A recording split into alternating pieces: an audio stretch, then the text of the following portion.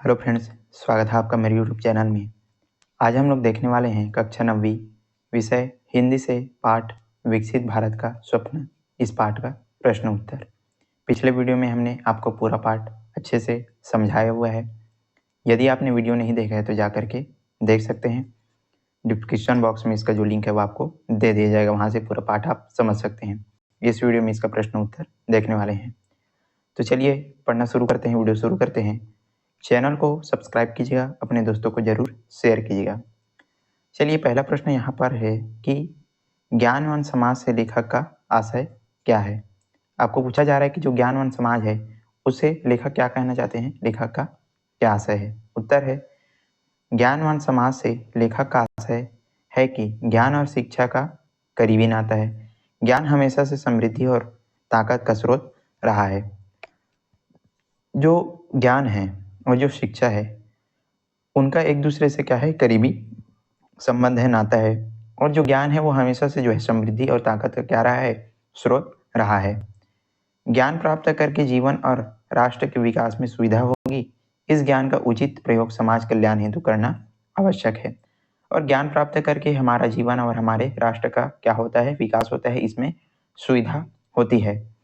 और ये जो ज्ञान है उसका उचित उपयोग और कल्याण, समाज कल्याण में उपयोग करना क्या है, बहुत ही आवश्यक है। तो इस प्रकार आप इसका उत्तर लिखेंगे। चलिए प्रश्न 2 है, यहाँ पर देखते हैं। लेखक के अनुसार ज्ञान के कई रूप हैं जिसे सूचना, बुद्धिमानी तथा अनुभव के जरिए कहाँ कहाँ से प्राप्त किया जा सकता है। हमने पाठ में जो है पढ़ा है और इसमें बताया गया है कि ज्ञान जो है कई रूप में है और इसको हम कहाँ कहाँ से जो है प्राप्त कर सकते हैं, ये आपको लिखने हैं अपने उत्तर में। चलिए उत्तर देखते हैं इसका।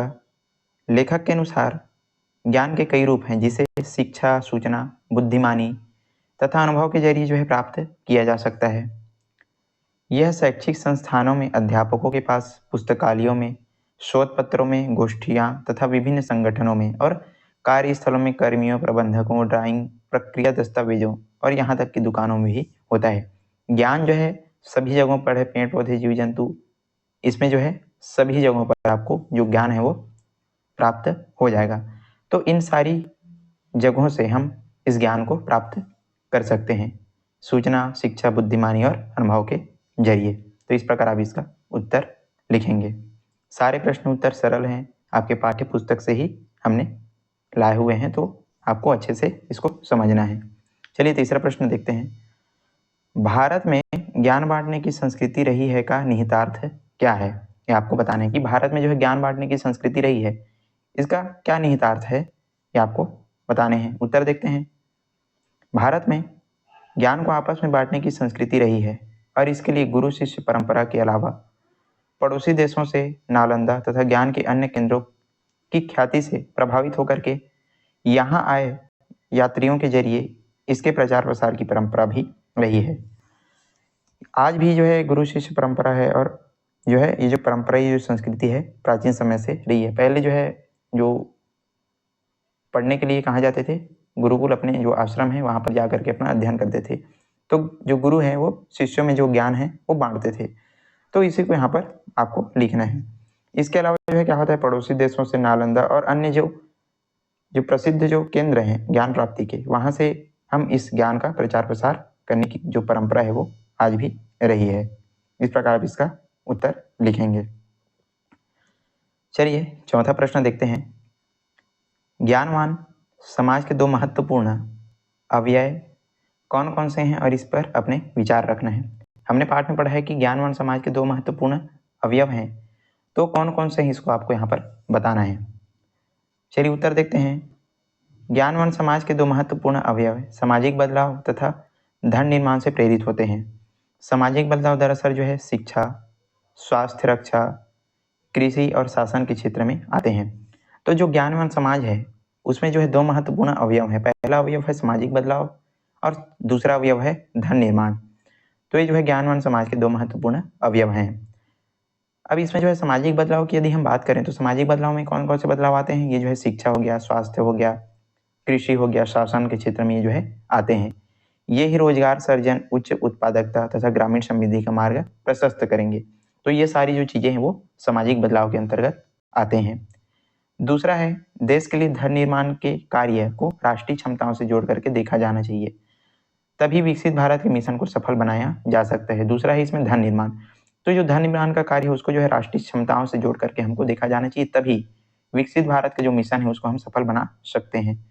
और इसमें आने वाली जो चुनौतियां हैं उसका सामना करने के लिए, यहाँ पर आप जो है चुनौतियां लिखेंगे, इसमें आने वाली चुनौतियां, तो आने वाली चुनौतियों का सामना करने के लिए युवकों के अदम्य साहस, संकल्प शक्ति और सम्मिलित प्रयास की क्या है, आवश्यकता है। तो विकसित भारत का जो मिशन हमको सफल बनाना है उसमें जो है युवकों का योगदान महत्वपूर्ण है, और इसमें युवकों का अदम्य साहस, संकल्प शक्ति और उनका सम्मिलित प्रयास बहुत ही क्या है, आवश्यक है। तो इस प्रकार ये है सामाजिक बदलाव और धन निर्माण ज्ञानवान समाज के दो महत्वपूर्ण अवयव। इसको आप जो है इस प्रकार इसका उत्तर लिखेंगे। चलिए पांचवा प्रश्न यहाँ पर देखते हैं। पांचवा प्रश्न है, विकसित भारत के मिशन में आई चुनौतियों का किस तरह सामना किया जा सकता है, यह आपको बताना है। विकसित भारत के मिशन में कौन कौन सी चुनौतियां आती है और उस चुनौतियों की किस तरह हम सामना कर सकते हैं, इसको आपको बताना है। वर्तमान शिक्षा प्रणाली छात्रों पर काम का बोझ जो है बढ़ा रही है, किंतु उन्हें सपने देखने से वंचित न करे। वर्तमान शिक्षा प्रणाली जो है छात्रों पर जो है काम का बोझ तो बढ़ा रही है, लेकिन उनको जो है सपने देखने से हमको वंचित नहीं करना है। यह उन्हें ज्ञान प्राप्त करने के लिए बाधक न बने। कठिन परिश्रम और लगन जीवन में खूबसूरत पैगाम लाते हैं, जो हमेशा आपको सहयोग देते रहेंगे। हमको कठिन परिश्रम और लगन से अपना जो कार्य है करते रहना है, और यही हमारे जीवन में जो है खूबसूरत पैगाम लाते हैं, और जिससे हम हमेशा इसको क्या कर देते हैं, सहयोग देते हैं। तो इस प्रकार आप इसका उत्तर लिखेंगे। चलिए छठवां प्रश्न, उससे पहले यदि वीडियो पसंद आ रहा है तो लाइक कीजिएगा, और चैनल पर नए हैं तो जरूर सब्सक्राइब कर दीजिएगा। चलिए छठवां प्रश्न देखते हैं। आशय स्पष्ट कीजिए, विकसित भारत महज एक सपना नहीं है। विकसित भारत महज एक सपना नहीं है, इसका आपको जो है आशय स्पष्ट करना है। चलिए इसका उत्तर देखते हैं। उत्तर है, विकसित भारत महज एक सपना नहीं है। जब यह सपना सच हो जाएगा तो सबसे अधिक लाभ युवाओं को होगा। विकसित भारत सिर्फ एक सपना ही नहीं है, लेकिन जब ये जो सपना है वो सच हो जाएगा तो उसका सबसे अधिक लाभ किनको होगा, युवाओं को होगा। इसलिए यह महत्वपूर्ण है कि सपने को साकार करने में शुरू से ही युवा पीढ़ी को सहयोग करना चाहिए। तो जो विकसित भारत का जो सपना है उसको साकार करने में युवा पीढ़ी का सबसे महत्वपूर्ण योगदान है, और युवा पीढ़ी को इसमें सहयोग करना चाहिए। उसे अपनी शैक्षिक और पारिवारिक सीमाओं में रहते हुए अपने शोध यात्रा के अनुरूप बेहद अनोखे अंदाज में निभा सकते हैं। वो जो है अपने सीमाओं में रहते हुए अपनी इस विकसित भारत के स्वप्न को क्या कर सकते हैं, अपनी महत्वपूर्ण भूमिका निभा सकते हैं, उसमें अपना सहयोग दे सकते हैं। छोटी मोटी बाधाओं से घबराए बिना निरंतर आगे बढ़ते रहें, और छोटी मोटी जितनी भी बाधाएं हैं उनसे बिना घबराए हमको आगे बढ़ते रहना है, तब ये जो स्वप्न है पूर्ण हो सकेगा। सातवां प्रश्न है, सफलता और धन अपना मार्ग ढूंढ लेते हैं। संत तिरुवल्लुवर के इस कथन को स्पष्ट कीजिए। तो इसमें लास्ट पार्ट के लास्ट में जो चीजें हैं वो बताई गई है, तो इसको कथन को आपको क्या करना है, स्पष्ट करना है। चलिए इसका उत्तर देखते हैं। उत्तर है, सफलता और धन अपना मार्ग ढूंढ लेते हैं और उस व्यक्ति तक पहुंच जाते हैं जिसमें वह दृढ़ इच्छा शक्ति और योजनाबद्ध लगन होती है। ये जो पाठ है विकसित भारत का स्वप्न, उसमें आपको बहुत सारी जो चीजें हैं, बहुत सारे जो ज्ञान है वो आपको सीखने को मिलेंगे, तो जरूर उस पाठ को जो है आप समझ लीजिएगा।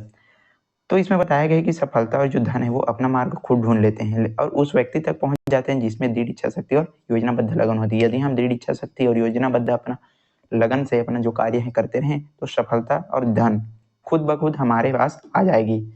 नसीब उस इंसान तक खुद चलकर आ जाता है जिसमें अदम्य उत्साह और हिम्मत होता है, और नसीब भी उस इंसान तक खुद चल करके आता है जिसके अंदर क्या होता है, उत्साह होता है और हिम्मत होता है, और सफलता उसको प्राप्त हो जाती है। तो इस प्रकार आप इसका उत्तर लिखेंगे, और यहीं पर हमारा प्रश्न उत्तर की वीडियो विकसित भारत का स्वप्न ये जो है समाप्त होता है। तो चलिए, यदि वीडियो पसंद आए तो लाइक कीजिएगा, ज़्यादा से ज़्यादा शेयर करना है, चैनल पर नहीं तो जरूर सब्सक्राइब कर लीजिएगा। पूरा पार्ट आप जो है देख सकते हैं। तो चलिए आज के लिए बस इतना, मिलते हैं इसी प्रकार के अन्य वीडियोस के साथ। तब तक के लिए पढ़ते रहिए, अपना ध्यान रखिएगा। धन्यवाद।